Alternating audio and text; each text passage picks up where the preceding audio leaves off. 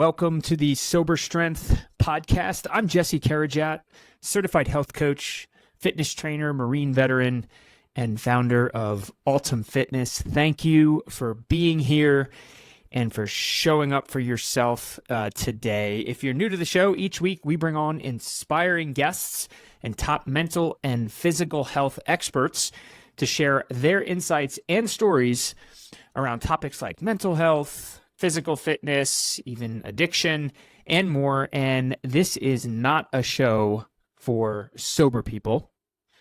Whether you're sober, sober curious, or simply looking for insights and motivation to build better habits and a healthier lifestyle, this is the show for you. And this episode is the episode for you. We've got a treat for you. Today on the show, we have Chris Norris, aka the Cognitive Fitness Coach. Chris, amongst many things, is a master social worker, a recovery coach, a career naval special operations veteran, and we get into exactly what that is on the show. He's got a fascinating journey, a very, very redemptive journey that I just can't wait for you to hear about. And he's a husband and father. He lives in Thailand, so we were recording this late at night. Him and I joked before the show. We knew going into it that we could go long, and I think we cut about almost a 2.5 hour conversation that we edited down post production, because I absolutely am going to have Chris back on the show. But not only does he have an amazing story, he has this unique mix of an academic background, a veteran, a combat veteran background, and where he's landed now and what he's helping people do is to use incredibly valuable tools like mindfulness, meditation, and other areas just to manage our daily stress in life and to find peace and to find fulfillment and just to find a way to live joyful, present lives. And the guy, I have to tell you, I look up to him, I admire him. I'm probably going to go on and bring him on as my own cognitive fitness coach at sometime in the near future, but it was an absolute joy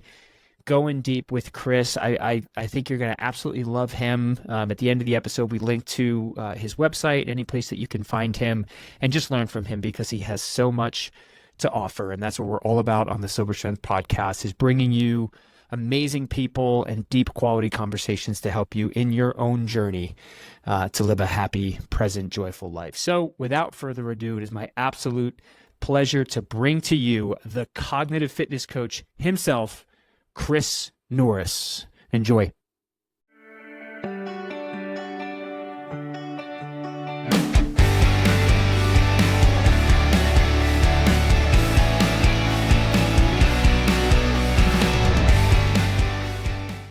All right, welcome to the Live Deep podcast. It is May 2024. If you don't know, now you know. May is Mental Health Awareness Month. So throughout the month of May, we're going to be bringing you some awesome, powerful guests to share insights and experiences and just talk through mental health and gives hopefully some actionable steps and things that anyone listening can take away either for themselves or for a loved one to better their life. Speaking of powerful guests, I'm sitting here with Chris Norris. Chris, what's up, man? How are you? I'm good, man. How are you, brother? I'm doing well. Yeah. Thanks for having me on. It's a real honor to be here. The honor's mine. And you're coming in from Thailand right now. That's true. And I'm in Thailand, right? Yeah, I love the fact that it's 9:15 p.m. as I'm recording this in northern Colorado. What time do you got there, Chris? It's 10:15 a.m. on Thursday, so it's your Wednesday, my Thursday. So I'm literally coming to you from the future. And I'm here to tell you the future's good. Yeah, the future's bright. Anything that you want to share with me that I could take advantage of the insider trading or something on the future? No. That's what I was looking for. I've got my, I don't normally drink coffee at 9:15 at night. Yeah, but you and I were exchanging some emails leading up to this, and And I think we both agree this could potentially go for hours based on our backgrounds and passions. Could be a good conversation. Buckle up. We'll try to keep it concise, but not miss any details. So, I have been looking forward to this conversation. Your background, Navy veteran, endurance athlete, master social worker, man, just so much to share. But what I really am looking forward to is getting to know you on a deep level, your story, redemption, where you are, just so much to go into. But just by way of introductions, anything I kind of missed out on there so far? No, I mean, I'm from upstate New York originally. I'm the youngest of 9 children. I always pause there for a second to let people digest that. I'm the youngest of 9 kids. That's a really big family, big working class family. But yeah, so there's some things like, if we want to dive some into my story, we talk about redemption. So yeah, I'm a survivor and a person in recovery from alcohol use disorder going on for over 17 years. I've also made my way through mental health challenges and continue to make my way every day through that of, anxiety and depression and post-traumatic stress injuries. But yeah, we can talk about all that stuff, man. Let's do it. Let's start with, I didn't know, one of 9. That is unique. The youngest of 9. Let's start there. So what was it like coming up? Talk us through, day in the life of one of 9, and then bring us to maybe your first exposure to any substance, whether it was alcohol or something, and let's go from there. So what was life like coming up in upstate New York? It was good, man. I thought I had a pretty decent childhood back then. There was no such thing as cell phones and internet and such. It was like a completely different world. We were out on our BMX bikes and playing in the woods and having, kicks and laughs and playing whatever games of like hide and seek and tag and sports of football and kickball and baseball and like we were outside like just getting it every day, and then in the winters of upstate New York, it was like we get tons of snow, so we would be into the snow sports and snowball fights and like it was awesome. Like snow days in New York, when they would call the snow day for school, it was like the best day ever. There's never a quiet moment in a house with that many people. By the time I came around, some of the older kids were already out of the house and living their lives and married and having kids, But, it was, my parents are self-employed. They had a business, a small gas station, convenience store, super busy. It was open 24/7, 365 days a year. Like, dude, we would close literally for like 12 hours on Christmas, and that was it. So it was one of my first jobs, was like picking up trash around the place. Yeah, so it was super busy. But, not a bad environment growing up, but perhaps some needs weren't quite met. I'm not like trying to call anybody out here on this podcast, but perhaps some needs weren't met that needed to be met, and that may be part of why I tumbled into some of the things I tumbled into, which is the mental health challenges I've had. And it could be genetics too. Like I had both my grandfathers were dead by the time I was born, and I didn't find out till years later that my one grandfather died from suicide. So mental health definitely runs challenges. They run in the family. And then, there's some other things that I've had my academics and such that I can pinpoint and say, yeah, I can kind of see mental health challenges running throughout my family.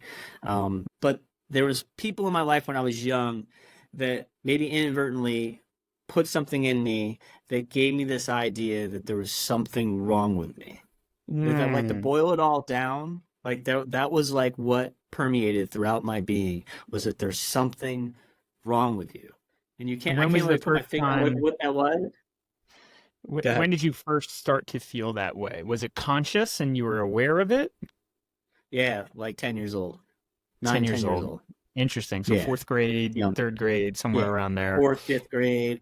I was searching for identity. I was trying to find myself in those years, like for like 2 years. But along that, so during that time, at 11 years old, is when I discovered alcohol.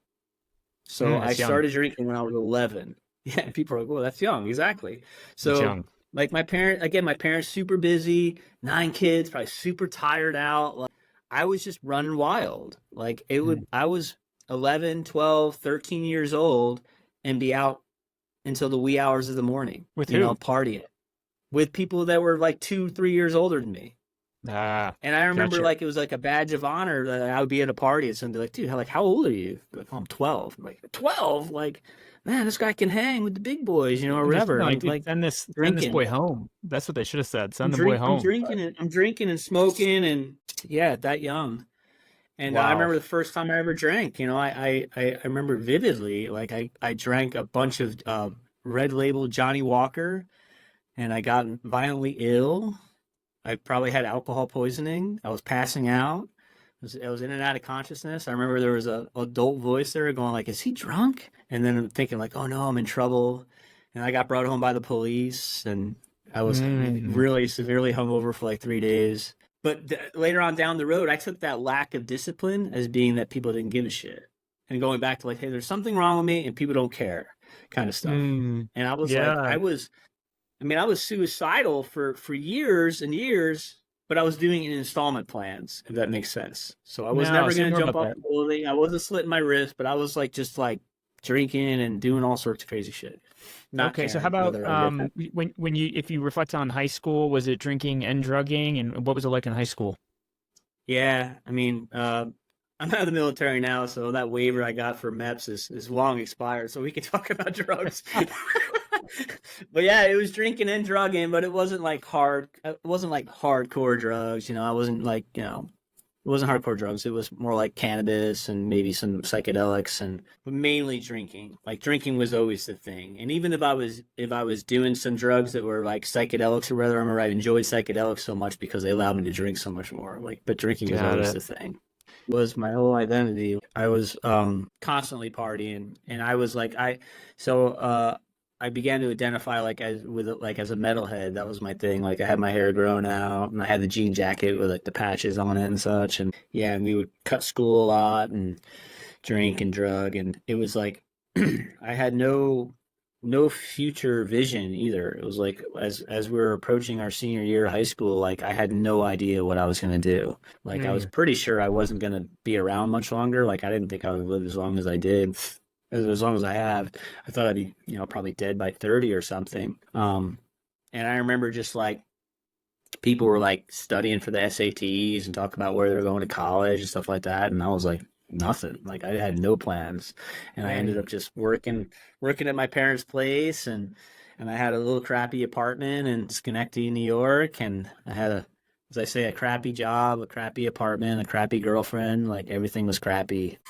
And I just had alcohol and drugs, and I remember like it was so bad, like but I was so miserable. And then I started to have like these like crisis, like this like crisis of like, oh my God, like this is life. Like life is like just waking up and going to work at a job I didn't particularly like and making a little bit of money and just paying bills and then partying on the weekends. Like this is my life. Like this Mm. sucks. Like I gotta Yeah. find something else. I gotta do something else. And I didn't know what it was, but what it ended up being was I joined them all. You can see the shadow box behind me. That something else was the Navy. And I'll say Mm. to the day I die is the Navy saved my life. It Mm. saved my life. I remember making the commitment too of like, hey, like I felt like this was like my last chance to do something with myself. So I said, hey, you've never given 100% really to anything in your whole life. So give 100% to the Navy and see where it goes, you know? So that's what I Mm. did. And even though like I've missed some things in the story, but I've been to rehab, like intensive outpatient rehab twice before the Navy, and I was sober, or I was dry, I guess. I was stark What's the, raving what sober. what's the difference? I would say that I didn't have any like recovery or tools under my belt, but I was abstinent. Like I wasn't drinking, but all my mannerisms and everything, like I was still very, very, I guess to stark raving sober is how I would say. I was very nutty. I was very out of control. I was still kind of a basket case, in a lot of senses, but I wasn't drinking. That was the thing, was like, I'm just not going to drink, but I'm also not going to pursue any type of program or anything like that. It sounds like when you joined the Navy, you decided to apply yourself. Was that the first time, Chris, that you applied yourself 100% to something? And if so, how were you able to do that if for 22, 23 years you were kind of only applying yourself to whatever served you from just like a Yeah. gratification standpoint? Yeah, it's true. So you're on it, man. It's like I applied myself 100% to things that were like, getting more beer or something like that, or chasing something else, for self gratification. I'd apply myself 100% there. But to make that switch, yeah, I don't know. It wasn't all that difficult because I had so much energy, that it had to go somewhere. So I directed it towards the Navy. And I was like, as we used to say there, like I was ate up. I was ate up from the floor up, man. Like I was like high and tight, like I was like embracing it. And I was Proud. yeah. And it was like it gave me some direction, it gave me some purpose. I shouldn't even say it gave me some, it gave me all my direction and all my purpose. Amen. Like I was the guy, dude, that was like, I mean, even though I was still, an alcoholic for sure, but I was trying to stay dry or stay sober. It was like, I didn't go out at all and none of that stuff. Like people were going out on Fridays and Saturday nights. I was like staying home and studying the M60 Echo 3 tech manual, like like it was ridiculous, like I would go through and get these warfare qualifications. I would go to the board and they wouldn't be able to stump me on not one question. I knew every single thing about like all that stuff because I was just like Wow, what a so into switch. it. Yeah, dude. And I thought to myself, like, I knew what it was like to be out there in the real world, and I knew what it was like to struggle to pay rent and put food on in your belly and all this stuff. So I was like, dude, like these kids that were like 17, 18 years old and they were like, eating it on the Navy so hard. I was like, dude, this is like they give me clothes, they give me a place to sleep, they feed me, and they're paying me to go to school. I'm like, this is amazing. And I'm like, I get to That's travel the perspective, world too. man. I'm like, this That's is called amazing, perspective. dude. Yeah. Man, I'll Yeah. say this real fast, Chris. When I joined the Marines, I shared this with you offline, but for the sake of the episode, I'll just share my father passed away what it was my freshman year of college, died of AIDS, and this kid that I had all this kind of promise and potential. And like you, I think it was the loss of someone I love that had me kind of Yep. questioning direction and questioning my life. Anyways, Yep. got a DUI, was walking home from the courthouse and just decided I'm joining the Marines because I wanted, purpose. But up until Mm-hmm. that point, I basically spent what was half of middle school and all of high school and my first half of my freshman year of college just seeking out gratification and wild experiences. And I was always able to kind of toe the line and show up, when I had to, classroom wise, sports wise. But all that to say, and to relate with you, when I got into the Marines and when I went to Paris Island, and I was a different person. It felt to Mm. me like it was like an opportunity for redemption to prove Mm. myself and to this kind of like phantom, idea of everybody else that is let down by me. But of course, that was myself, thinking that Mm. everyone had let down. But anyway, man, when I got to Paris Island, and to flash forward, I was the company guide on. I mean, I was a squad leader the entire time, meritoriously promoted Yeah. out of Paris Island. Yeah. But to me, the Me too. motivation was that I need to redeem myself. And that can be Yeah. a powerful motivation for a young man, don't you Yeah. think? Yeah. Absolutely, dude. And so, like you said, it continued. And so, my very first deployment in the Navy, I go to Roosevelt Roads, Puerto Rico. Everything's Hmm. great. Then Hurricane Mitch happens. Central America gets wiped out. We end up redeploying from Puerto Rico to Central America. And now I'm sleeping on Hmm. the soccer field in Honduras and things are getting real. It's like a real world, holy crap operation. Like there was gunfire all night, every night. Thankfully they weren't shooting at us, they were shooting at each other. But anyhow, all that to say, during that deployment, towards the end of it, my chief has to find me, and I know that's not good. Like, you never want your chief looking for you. But I wasn't in trouble, but they came to tell me my dad passed away. Oh So my no. dad passed away my very first deployment. Yeah, heart Oh. attack. So yeah, it took 5 Mm. heart attacks to kill him, but the fifth one got him. And Wow. yeah, and I remember thinking to myself, like, it sucks that my dad's dead, but at the same time, I was super grateful that I knew he was proud of me, what I Yeah. was doing in my life at that. Yeah, that's a So blessing.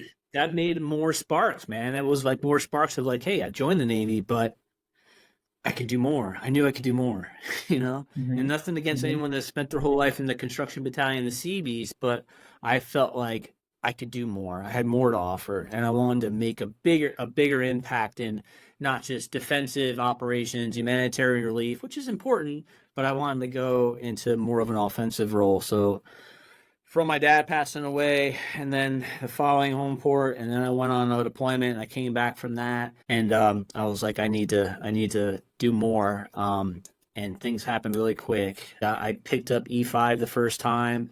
I'd been in for 3 years. I was already E5. I interviewed and screened for Naval Special Warfare, and I ended up going up and supporting Navy SEALs, and I did that for over a decade, and Wow. that was my bag. I ended up being a direct combat support technician where I'm a military freefall jump master, my first master, and all these different non-standard qualifications I have in order to Mm-hmm. go forward with Navy SEALs on combat operations where I can jump in with them as I've done in the past. But I don't want to say too much, but I can skydive into, operations, and I can get out. Yeah, it was a really exciting, rewarding time in my life, and I am super grateful for it. Yeah, some days I really, really miss it. And talking about it, it's kind of making me miss it some, but I yeah, bet. it So was you really were good, man. So, yeah, go ahead. so then you had to be trained tactically with a weapon. Did you drilled? You did all of those things with the team so that you Yes. could function alongside them.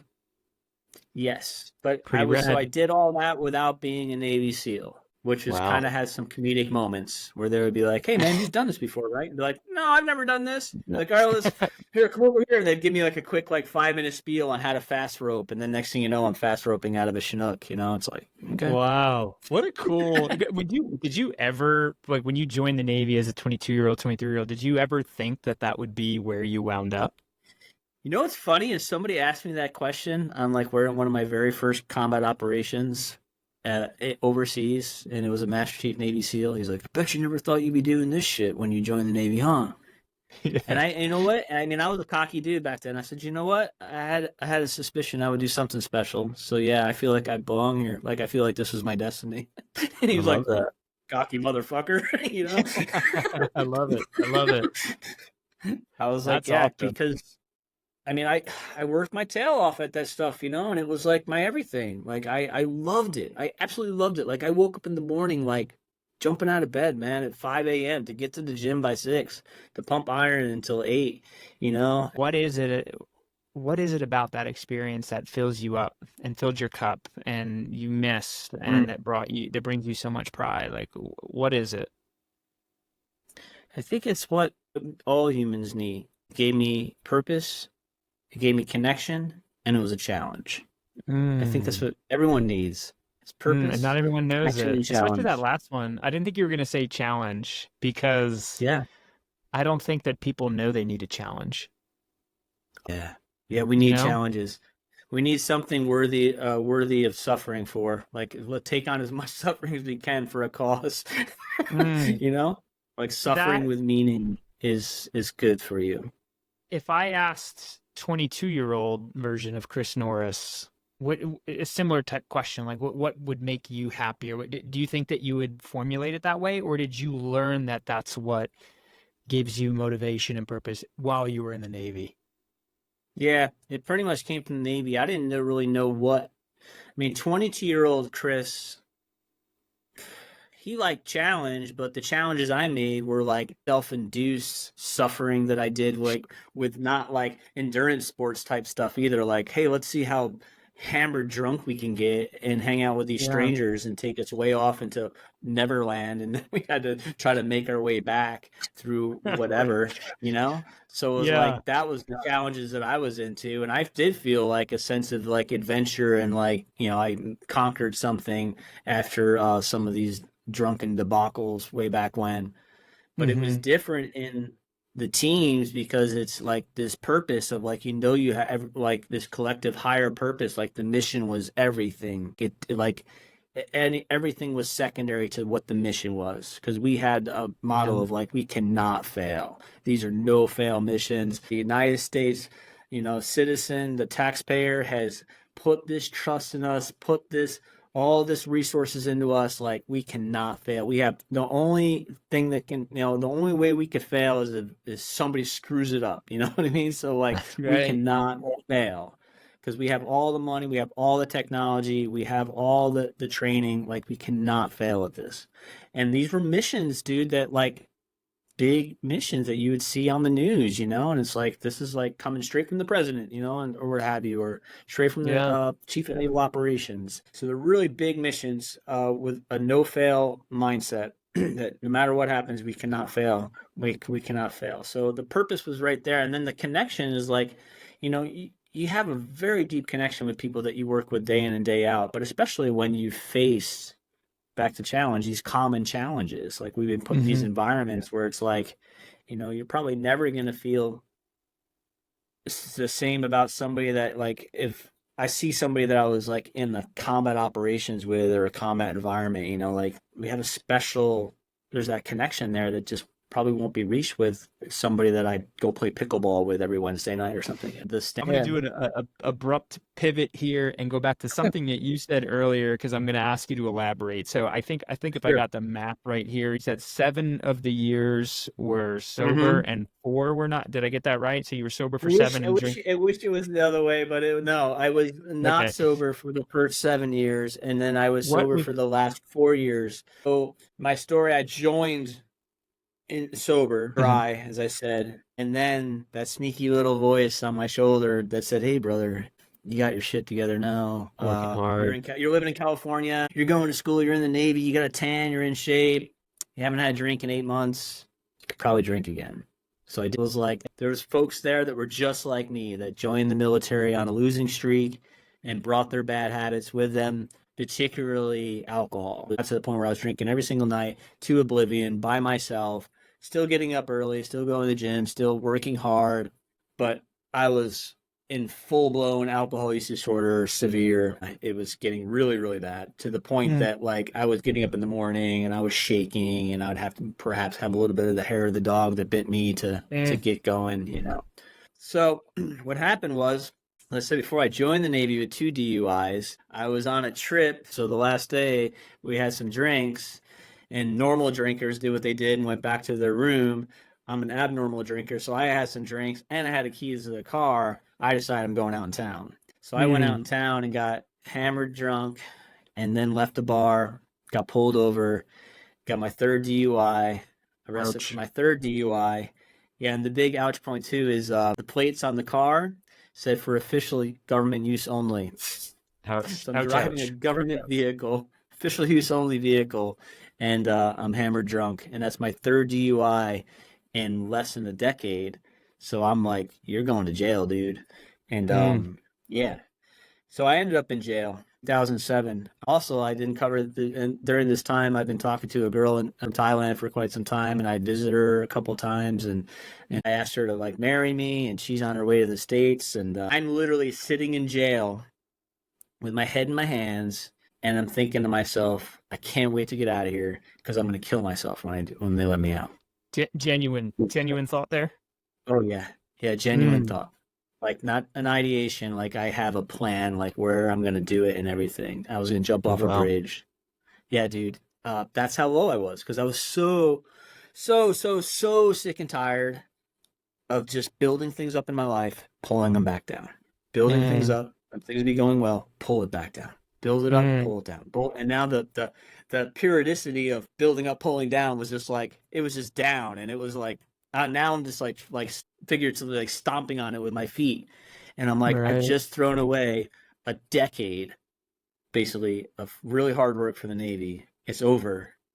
Like, I felt like it's over, and I felt like I'm going to get found out that I'm a fraud, I'm a phony, that I'm nothing but a no good drunk. You know what I mean? And I'm going back home after jail. And I'm sitting in jail thinking this, and I'm also thinking like, dude, my then girlfriend, now my wife, I have 2 kids together, but anyway. I love it. All right. My then girlfriend is flying into New York, dude, in 5 days, and I'm in jail in Maryland. And I don't even know how I'm going to get her. Like, what? Wow. Like, I don't know how to figure this all out, So, yeah. But but I got released, and thank God I didn't go through with that plan.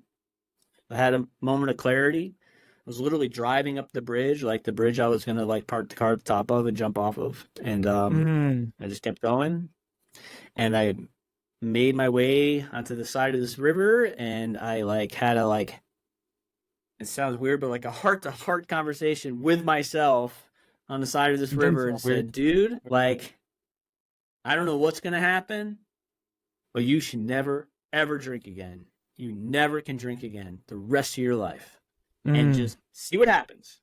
I'm like, you're probably going to jail. Your life is probably over. Your life is going to suck, but give yourself a fighting chance and just never, ever drink again. And so far, 17 years later, it's been true. So you make the decision by the river. How did you go about committing to yourself that you weren't going to drink? How this time did it stick? Walk us through. Oh my God. Yeah, so good. You're right on. You know that. I've made that decision thousands of times before, and I couldn't make it stick. So how is this different, And I like to think it's different because of the girl that I was going to be picking up in New York, because I was like, here, I'm really trying to build this life I'm trying to settle down and get married. I'm thinking of marrying this girl. I want to have kids with this girl, so on and so forth. But yeah, making that hardcore commitment and then following through, got into a rehab with the Navy, did get up to New York and pick that girl up, told her about what was happening. Kind of different here in Thailand. She didn't really understand the severity of what had happened. She's like, oh, okay, you were drinking and driving, like that's illegal. So anyway, yeah, end up getting back into rehab. And again, it's one of those things, man, when I make the decision I'm going to get into something, like it's full-fledged, like both feet jumping in, like I'm trying not to have any reservations. But with alcohol, it's a little different. So even then I say that like I threw myself hard into the program, but I can say that I still had some reservations because I feel as though like I was still really hesitant to talk about it with anybody, because I didn't want folks to know, like, even though everyone knew, but I didn't want folks to be like, hey, I thought you were sober, the day they see me drinking again. So I was kind of on the down low with it, but it's also the anonymous feature of the program of AA drives you that way too, or you feel like you can't really talk about it. Like it's a secret book club. Yeah, right. So, but yeah, anywho, I end up going to rehab, and then, this rehab was a 12-step rehab. I mean, it was literally like you had to get a sponsor by a certain point in the rehab. You had to be working the steps. You had homework assignments about the big book of Alcoholics Anonymous. It was hardcore AA all the way. I was hardcore AA, like where I went to at least one meeting a day for a period of probably close to 2 years. And that's not required. That's unusual, right? No, it is unusual. Yeah, there's no requirement, really. There's no requirements in AA. It's really unique. It's a unique organization that's not organized. Like, it shouldn't even look like it works, but it does work. So there's no leaders in AA. There's just trusted servants. There's no authorities in AA. It's just a loving God as he expresses himself in a group conscience, So my wife now, so we ended up getting married. My wife from Thailand, she's super supportive. Like, dude, she went to almost every single meeting with me the first year. Like, people thought she was no. Oh, okay. But people thought she was in recovery too. It does help. You're right. They thought she was in recovery too, and she was like hanging out with the girls in AA. She even went to some like sleepovers. It was pretty wild with the girls in AA. But it was a very interesting time in my life. It was still, I mean, I use the term stark raving sober, but it's true. It's like, because I still wasn't healing the underlying conditions. I still wasn't, I didn't work the steps for a long time. I wasn't in therapy. I wasn't addressing any of that stuff until later on, years down the road. But it was still better than what I was doing. There was certainly a lot of harm reduction going on where I wasn't drinking, at least, which is a miracle. And I still wasn't doing things at a natural or healthy level. Yeah, so I mean, I stayed in AA and pretty active in AA for I would say about 4 or 5 years, and then I was more. So I had a job on top of my job in the Navy as a drug and alcohol program advisor. So I was the guy that you would go to if you got in trouble, that would be the liaison between the command and any type of rehabilitation programs for folks that are in trouble with alcohol use disorder or substance use disorder. And then that's where I began to discover other things, because I remember somebody sitting across from the desk from me, and they're like, "Man, I can't do AA. Like, I just can't. I'm not doing it. Like, I have to do something else." And I remember like feeling like so unprepared for that. It was like, what else is there? Like, there is nothing else as far as I know. You're right. So I had to do some research and find some things, And so one more question. I'm sorry. How did you Okay. how did you stay sober for 4 years when it feels like you were just kind of loosely, doing your own thing? This episode is brought to you by Hoplark. Forget what you know about non-alcoholic drinks. Hoplark is revolutionizing the game with their craft brews, teas, and waters, all hopped and crafted like your favorite beer. Enjoy the full hoppy flavor you crave without the calories, sugar, or alcohol. Whether you've never been a fan of alcohol, you're celebrating sobriety, or just looking for a deliciously unique beverage, Hoplark delivers everything you could need. Dive into a can of their signature hop tea, 0 calories, 0 carbs, and all the taste of a fine pale ale without the alcohol. Hoplark isn't just a drink, it's an experience. Taste the revolution. Visit hoplark.com to explore more. So I was doing healthy things, I had my healthier coping mechanisms to work through things, but I still hadn't addressed, the underlying conditions. I touched on them. I shouldn't say I hadn't really addressed them, because as I worked through the steps, the 12 steps of AA, there's the one step of the inventory step and the 4th step, which was powerful. Yeah. But for me, the 5th step was where I really began to feel some of that weight come off of me. And the 5th step is where you admit to God, to yourself, to another human being, the exact nature of my wrongs. So that's where I sat with this guy who was my sponsor for about 5 hours and told them everything I could think of. I mean, the things that I thought to myself, I'm taking this one to the grave. I'm never talking to anyone about this, I talked to him about that stuff. And I literally, at the end of doing that with my sponsor, I remember he's like, "Hey, is there anything else?" I'd be like, "Oh yeah, there's this one thing." Okay, anything else? Okay, there's this one thing. Okay, anything else? Yeah, there was this one time, and then it was that went on for about an hour, right? And then and I remember at the end, he's like, "Okay, cool. Stand up." I stood up, and he looked me in the eyes. It was terrifying. Tell this part. Big time. So let me try to get through it. He looked me in the eyes. He hugged me. He told me, he's like, "Everything's all right, man. I love you. You're going to be fine." And it was boom. Because all those things I was holding on to, they perpetuated that thing of there's something wrong with you and you're a bad person, Right. To be relieved of that. I left that meeting, dude, and I literally felt lighter. I felt taller. Chest stuck out a little more. We were back. I was like, everything's gonna be all right. I'm cool. I'm good. I just told someone all that stuff that was in the closet, demons in the closet, and I talked about all that stuff, and I'm good, and I'm still alive. I didn't burst into flames or nothing. It's amazing. So once I can drag that stuff out of the dark and into the light, it just boom, it takes the knees out from underneath it. It takes the power away from it.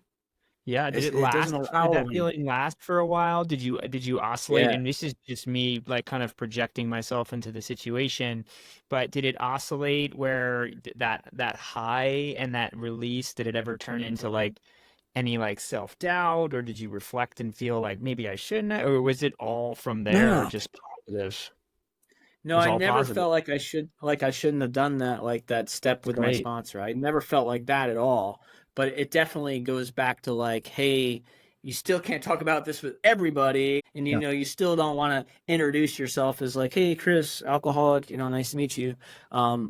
parties. So it still becomes like there's still like this shame involved and this stigma around all this stuff. And I try more and more to just speak openly about it and come on podcasts like this and talk about it because, dude, it's like, you know, it's mental health is health. These there's I don't even like the word disorder. I almost want to say I have an alcohol use challenge because I like to frame things like that. Like rather than saying it's a disorder, I got a mental health challenge. I have mental health challenges, or I have I've struggled with mental health or what have you. It's like because I want to get away from this core belief that there's something wrong with me. Because if I can't shake that, then I'm always going to be trying to deal with the repercussions of that thought. That core belief that there's something wrong with me. An insidious belief system that lurks beneath the surface in your subconscious and can drive both how you feel about yourself and the decisions you make in your life. So what were some of the other pathways or programs, if you will, that you have exposure and experience with? Yeah, for sure. So some of the other pathways were like that I found was first thing I found was smart recovery, which is self-management and recovery training. So it is a science-based. They have meetings just like AA have meetings, run a little bit differently, but they've got a lot of CBT or cognitive behavioral therapy, RABT, rational and emotive behavioral therapy within it, and it's a little different. It works for a lot of people, man, especially folks that are like, have some folks that were in the first meeting. I remember they were there and they were doing AA as well. And our folks were there and they had rejected the AA model, and that's cool too, or whatever it may be. But it's a little different too. Is like, with a 12-step AA meeting, normally it's like somebody's sharing, everyone else is listening, and there's no like crosstalk going on or anything like that. With SMART, it seemed more like a conversation about the room. Got it. So I started a smart recovery meeting on base specifically for like that one person that said like, hey, I can't do 12 steps. So I was like, well, I'm going to take your excuses away from you and be like, well, there's a smart recovery meeting on base now. I know the guy that runs it. And then from there, I also got into Refuge Recovery was another one. So Refuge Recovery is a Buddhist inspired approach to recovery. So that's uses Buddhism, using the three jewels of Buddhism, the Buddha, the Dharma, and the Sangha. So the Buddha being the awakened one, and in recovery, they say basically the Buddha is that you too can be sober, and you too can be in recovery and be, enlightened. And then the Dharma is the teachings of the Buddha with the Four Noble Truths and the Eightfold Path.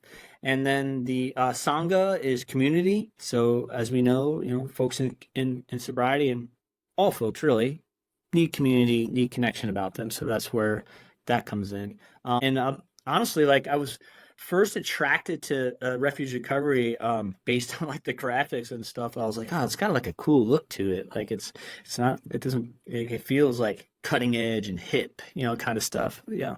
And it feels edgy. And I knew like the guy that started Refuge Recovery, Noah Levine, he was like a punk rocker and he's like all heavily tattooed. And like, I'm like, this is pretty cool. And they started in Southern California. So I ended up going to some of those meetings and I really liked it. Wow. What is what was your or is your current conspiracy belief that you follow or that you hold? I say I resonate mostly with Buddhism. Yeah. Buddhism? Especially especially where I'm at. I mean, it's 98% Buddhist here. I was going to ask without hitting with Apple. or a drunk driver. It sounds like there's there in Thailand as well. Especially at 2:00 in the morning. So that was cool, and it also helped me with getting into meditation, and that's where I first started to lead meditations because normally there you go. So that's probably a beach in Southern California. Most likely. Wow. Refuge Recovery. So we got Smart Recovery, we got Refuge Recovery, Alcoholics Anonymous. There's different pathways, and I don't think that everybody knows that. Were there any other programs that you've experienced that you want to kind of talk through so we have the whole picture? Yeah. So there's others too. Just so I'll talk briefly about Recovery Dharma, which is another Buddhist-inspired approach to recovery, but that's sprung off of Refuge Recovery back in, I think, 2019. So that's another one too. And I bring them up because I know they have a really strong online presence with Recovery Dharma online. There's probably hundreds of meetings every day around the world on Recovery Dharma online. Yeah, I think it's really, it's so individualized, like what's going to work for somebody and what's possibly someone would struggle with. It's so hard to just recommend like one thing for one person, or something for me, or because it's, like I said, it's so individualized. But I would say like it's almost like a buffet. You gotta go and like give things a try and see what you like, and try it out. And if you're not sure if you like it or not, like at least go more than once. Keep going back, and if you keep going to meetings and you like every single meeting you went to, then you probably haven't gone to enough meetings. So eventually you'll find one you don't like. So it's like, just keep trying it out, and really like, eventually like things will change. It's like anything. Like my wellness practices change. What I did this morning is different than what I did 6 months ago to keep myself on this path. It's like, it all changes. It's all fluid. It's just. But the main thing is to start, because that's one of the hardest parts. Like that's the hardest part, man, is starting, like really starting. Because as miserable as like life was, and when I was actively in my alcohol use disorder, it was familiar, and sometimes a familiar hell is better than the unknown. Yeah, change is hard for sure. Yeah, so. Sounds to me, putting words in your mouth here, but the advice is do something and try everything, and then you'll find what works for you. And don't expect perfection, because invariably, whenever people are running things, people are flawed, people make mistakes. There will be issues with whatever you find, but do something, right? Absolutely. Because especially if you go in there and you have this reservation of that, that you haven't addressed those underlying conditions, and you're still, restless, irritable, and discontent every day and looking for an excuse to go back out, you're going to find it. You're going to find that someone said something to me off color at this meeting, so I'm never going again. And then 2 weeks later, they may find themselves intoxicated. Right. Yeah. But yeah. Let's talk about the underlying conditions. I think there's a couple different models that may be at play here. Is like, one is, I believe that genetics really play a part.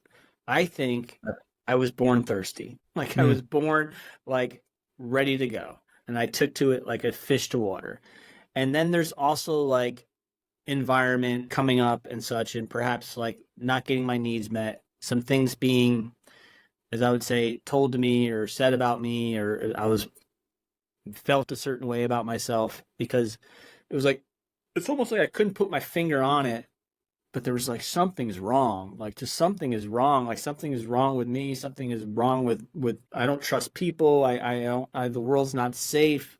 This feeling, these core beliefs that were negative and unhelpful about myself, about other people, and about the world. All that stuff that you were seeing, all the drinking and the misbehaving and all that stuff, like that's like the smoke coming out of the house fire, right? But what is underneath all that? Like, we need to get into that house and put that fire out. I had to get to a place where I was starting to heal myself, knowing that there's nothing wrong with me. I am a good person. Other people are good too. In 2015, I started to run distances of marathon and greater, and I did that as a coping mechanism. I was on deployment. I was the only one that wasn't drinking. I was literally locked out on this little island off the coast of California, and I started to train for a marathon, and it gave me that purpose. It gave me a challenge. So that's a good coping mechanism. But still, we can overdo that if I'm not addressing what's going on underneath. And then I came back to a home for it. I was starting to pursue therapy, and I was in therapy with a licensed clinical social worker, and she slid a pamphlet across the desk that was mindfulness for veterans. And I went to my very first like real meditation. I sat down, room full of Vietnam vets, Korean War vets, Iraqi War, me, Afghanistan. And we sat and did a mindfulness meditation for, kid you not, 45 minutes was like my first real meditation. And I don't recommend that. 45 minutes is too much. It's too much. was too much. But I sat, and it was led by this old hippie from Ojai, California. And I left there, and I remember thinking, like, dude, I don't know what just really happened. Like, I don't know what that was all about, but I feel different. Like, I felt like someone reached inside my brain and just took the dimmer switch and just turned it down just a little bit. I mean, I wasn't obviously fully healed or anything, but I just felt a little calmer than I had felt in a long time. Because at this point, this is 2015. I had been really, I think, in fight or flight mode and occasionally freezing mode of my nervous system for probably the last decade. I was just amped up all the time. And I was from post-traumatic stress injuries. So I'd been through some things, prior to the military. I'd been through and seen some things in the military, and that stuff, it affects you. It literally is an injury to the brain.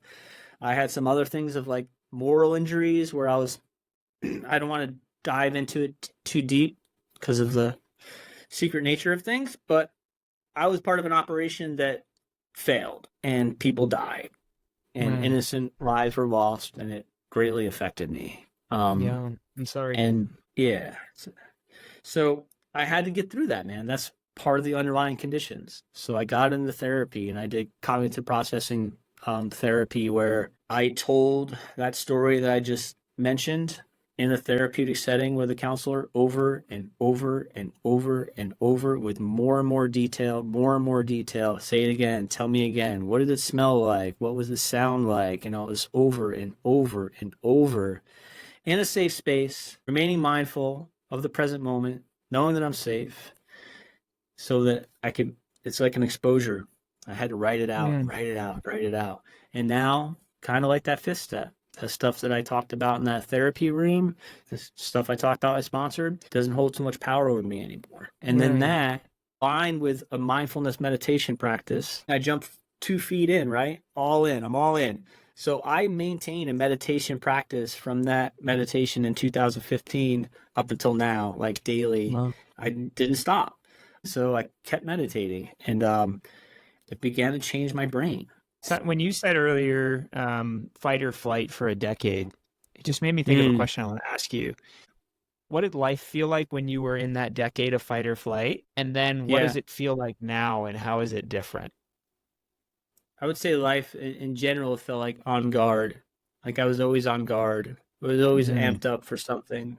And I was like to the point where I would walk into a room and check the corners. I would walk out my house and look at the high ground and check the roofs. I would never sit with my back to a door. I would always be checking for exits. I was like spun up. I was like to the point of driving down the road. Trash on the side of the road means something different to someone that's been through war with IEDs than it does to your normal driver. Things of that nature. I was always on guard, never at ease, on guard, all times. And back to your comment of talking about, like, with your experience, it feels like control, and then like perhaps ramping up to the point that you said, like, you like almost like let go or wanted to like maybe seek oblivion. I wonder if that was like almost like a disassociation, because we ramp up from like fight, but think of it in this terms, like if the lion is chasing the antelope across the Serengeti, he's not going into fight mode, right? Because an antelope doesn't stand a chance against a lion, so he's going into flight. But if he gets to the point where he says, hey, it's game over, he got me, he goes into the next stage, which is freeze, right? Fight, flight, freeze. And what does freeze feel like in human beings? It feels like a disassociation, feels like depression, feels like I don't want to answer any text messages, I don't want to answer any emails, I don't want to, God forbid I answer the phone or the door, and I could reach that point too. Like, that's how I know, like, today and back then, like, back then it wasn't even a thing. It was just how I was all the time. But now I know that I'm starting to get into a dysregulated nervous system state when I start to not want to socialize. But I don't want to be around people. I don't want to answer phone calls, and I don't want to return texts and things like that. I know I'm starting to get into a dysregulated state. What is a dysregulated nervous system?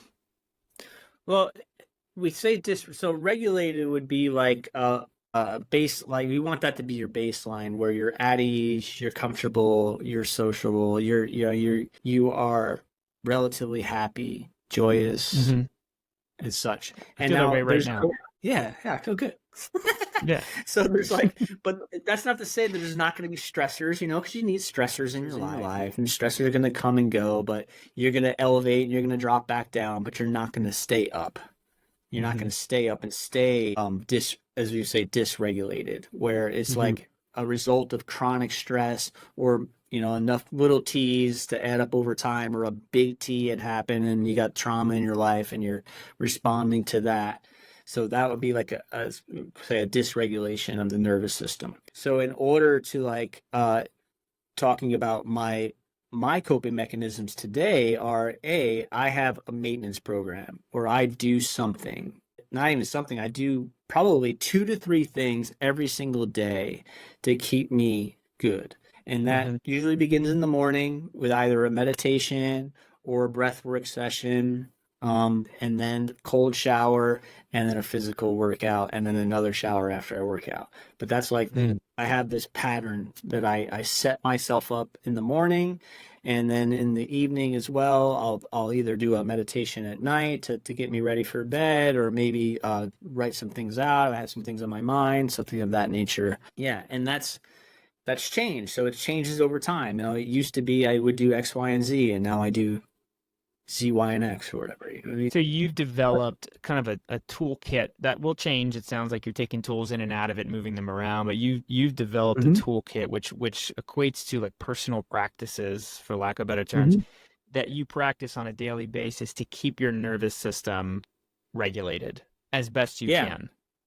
Yes. Yeah. And then I think key to that too is to talk about is like, instead of just like, it's good to have these practices and these wellness practices, but going back to that thing, like if we don't get into like therapy and talk through some of this stuff and cut that stuff out, if we don't change those unhelpful thought patterns and behaviors, like that's another thing too, is like changing behaviors. So sometimes it's not adding things, but maybe we need to take some things away. Then we're going to be, swimming against the current. So it's going to be much harder, even though it's like, it's okay to like, hey, I've given up my maladaptive coping mechanisms, but I'm not ready to jump into therapy yet. Let me just do these things that are I know are good for me. It's still like somewhere down the road, I feel as though like life is gonna get a lot easier. At least that's my experience. Once I went in and started addressing those things that were in here, more than like even in here, what was in here, like what was going on, and I do that now with clients. I call it cognitive restructuring, where we try to get to the root of the issue and then look to try to change those unhelpful negative core beliefs about ourselves, about others, about the world. Okay, so this is a perfect. I'm going to ask you. This might be a challenging question because it's big. Okay, it's a broad question, right? And I'm asking selfishly for myself because I feel like I need this coaching, honestly. And maybe you will become my coach. If I'm sitting here and I'm like, okay, my life feels, borrowing just from language that I learned on this discussion with you, but my nervous system feels dysregulated every day, or for periods of every day, right? And I'm looking for a way just to feel that presence that you described. So it's just so I can feel joy and comfort every day. And let's just say I'm aware from just exposure to social media, conversations with friends, I'm aware that there's meditation and mindfulness, which I think some people don't understand the difference and the relation, right? But I know that meditation, mindfulness is a thing. That's over here. I know fitness is a thing, and that can help me. That's over here. I know that substances haven't helped me, and maybe I haven't put that behind me, right? I know that there's this thing called therapy, and that there's mental health, and that's over here.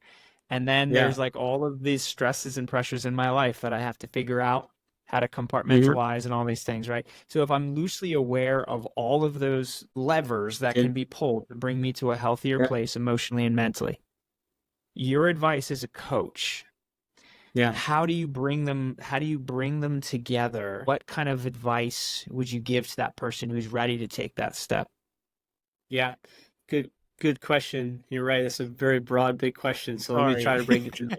That's okay. Yeah. One of the first things I would do though is and then borrowing from my military background is what did we do a lot in the military is we drill, and we drill things for muscle memory and such. I call it like we used to call it IADs, immediate action drills. So that's one of the first things that I work on with my clients is I tell them, hey, you need to start regulating your nervous system because what happens is when we get into a fight, flight, freeze response, we're operating from a totally different part of our brain. We're operating from a fear center. We're not operating from a rational center, right? So the very first thing I tell them is use the acronym STOP. STOP, stop, which means just that. You start to get even just a little dysregulated. You start to feel a little amped up about something. You need to stop. You need to take, is the T, take 3 to 5 deep diaphragmatic breaths. And I use that by breathing into the belly and breathing in through the nose all the way down to the belly and out the mouth. We do that 3 to 5 times. If you're in a place where you can do it with your eyes closed, great. Close your eyes because that's going to make it that much easier to take away that stimulus of sight so they can really start to O, which is observe. Observe what you're feeling in your body. Observe what you're feeling. Really bring it into the center. What am I feeling right now? What are the sensations in my body? Bring it into this moment.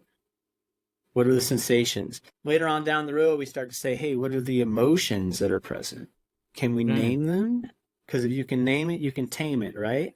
And expressing your emotions is another way to move energy around in your brain from an alarm center to a rational place where we can start to rationalize with these things. And then the P is proceed. So proceed on mindfully as you can with what's going on. And from that, the intention is that now you're going to make better decisions about what's happening in your life. And maybe we can start to look at the thoughts. Like, hey, these thoughts that are coming in, these automatic, distressing, negative thoughts, are they accurate? Are they true? You know, is there another way to look at this? Or is this something, a storyline that I'm being fed based off of that thing that's on fire in my heart that I haven't addressed yet? Yeah. We need to get to still. So that's the first thing to do is teach some immediate action drills. And then start logging out. What are you thinking? What are you thinking when you're getting dysregulated and distressed? Start just logging out those thoughts. Because I can use those thoughts to start identifying the core beliefs. And once we get to the core beliefs, we can start changing those core beliefs to something that's more helpful. Okay. And then also we can start to restructure our thoughts and our thinking process, and we can start to challenge some of those thoughts. We can look for evidence against those thoughts because the mind likes to make sense of things. So the mind, when you have these negative, distressing thoughts, it's going to look for evidence that that's true. Is that work done in a one-on-one kind of like talk therapy type session where you start to unpack those things with the client? Yeah, we can unpack that stuff with in one-on-one sessions, and then a lot of it too is done like outside with homework. I have clients will work with stuff throughout the week, and then they'll send it to me like the day before the session, and I'll work through it and try to identify patterns of thought and such, and then we'll address that. And then as far as the negative core beliefs is we start to like look for evidence against it, and then also we use like mantras to try to like instill new core beliefs. You know, like if I'm always suspicious of my wife is running around on me or something like that, well, maybe that's because I feel inadequate and I feel not worthy of love, and I feel like people are always going to leave me because they always left me, and the world's a terrible place. You know, then I start to, hey, let's make up some positive mantras of like, I'm strong, I'm capable, I'm lovable, I'm worthy of love today. I can take care of myself. I can handle anything, you know, so on and so forth. What is the difference for people to understand meditation and mindfulness? Mindfulness is paying attention on purpose in the present moment, non-judgmentally. That would be mindfulness. So mindfulness, you can do mindfulness practices anytime. I mean, I can be mindful right now of my environment and everything that's going on here, and my thoughts and my emotions and my feelings, physical sensations. The non-judgmentally part tends to be the one that's a little more difficult to let go of the judgment of things, right? But we work with it. So that's mindfulness, and mindfulness can be cultivated through meditation. Now, meditation is a deliberate act, normally sitting down, perhaps lying down, can even be done walking meditations. But that's a specific act of sitting down and bringing focus to the body, focus to the senses in the body. And then perhaps like a mindfulness meditation would be choosing an anchor, most commonly the breath as an anchor, where we just anchor on that point of, hey, where do I feel the breath most fully? And I try to maintain my focus of my mind on that point. And when the mind drifts, I'm not going to say if the mind drifts, because the mind's going to drift. Yeah. When the mind drifts, it's just we notice the mind has drifted, and then we bring it back with self-compassion. We don't beat ourselves up. As I'll say, sometimes in meditation, I think I stole this from Jack Kornfield, and it's okay. But he says it's like training a puppy. You tell the puppy to sit, the puppy wanders away. You pick the puppy up, you put the puppy back down, meaning your focus. You tell the puppy to sit again, and the puppy wanders away. It's okay. That's what puppies do. Puppies wander, just like your mind wanders, and then he'll say, there's no reason to beat the puppy. Do not beat the puppy. I've been trying to let go of good and bad. Been trying to say helpful, unhelpful, wise, unwise, skilled, unskilled, not good and bad, good and bad, good and bad, not so binary plus or minus, you know? Yeah. Like everything has that way. I'm going to have you back on the show because we didn't get into your endurance athletics. I feel like I could sit here and talk more about mindfulness and meditation and whatnot. But I want to ask, you launched a website, you have your business that's out there now. So what are you up to? Talk about your business and where can folks find you? Yeah, the easiest place to find me is www.cognitivefitnesscoach.com. It's kind of a mouthful, but it's all one word, lowercase, cognitivefitnesscoach.com. Chris Norris, if you put Chris Norris into the Google machine, I'm probably one of the first Chris Norris is going to pop up with my LinkedIn profile. LinkedIn's another great place to find me. But yeah, so I just launched April 1st. We share that in common, Jesse. April 1st, I launched it. And so we're taking on, it's just a one-man show, so I don't have a bunch of clients, but I'm really stoked for the small number of clients I have now. And I should say this too, is again, just like you, Jesse, is I really honor the sacrifices that have been made by the people of service. So if you're a veteran, you're a first responder, you're a healthcare worker, please get a hold of me. I'm going to offer you substantial discounts, like massive discounts to work with you, because I want to serve those that have served us. But yeah, and I'm excited. I'm excited about everything. I'm excited about launching this new business and finding getting back into my purpose, and my connections to others. And I'm excited for some challenges coming up. Race season will be here soon, so I've got a lot of races on the docket, but I'm really excited to do. I got 100K coming in October that I'm hoping to win my age group. Wow. So I said it. You said you got your purpose, you got your connection, and you got your challenge ahead of you. That's a happy man right there. Yeah, man. Yeah, we're gonna link to your website. I'm gonna do everything I can to put people in front of you because you have so much to offer. Veterans, first responders, those things. You are part of that tribe. You are the pinnacle of that tribe. So who better to help lead those folks to finding those things: connection, challenge, and purpose. So. Absolutely love chatting with you. This is, for the record, this is the longest Live Deep podcast. You and I joked, we knew it would go long. I can do 2 hours more than you with you. I'm sure my wife would bust in here and tell me I'm crazy. But Chris, man, it's been an honor. Thank you for being here. And we got to do this again, all right? Thank you so much for having me, man. It's been a real honor to be here. Appreciate it. Honor's mine. Ladies and gentlemen, Chris Norris, the cognitive fitness coach himself.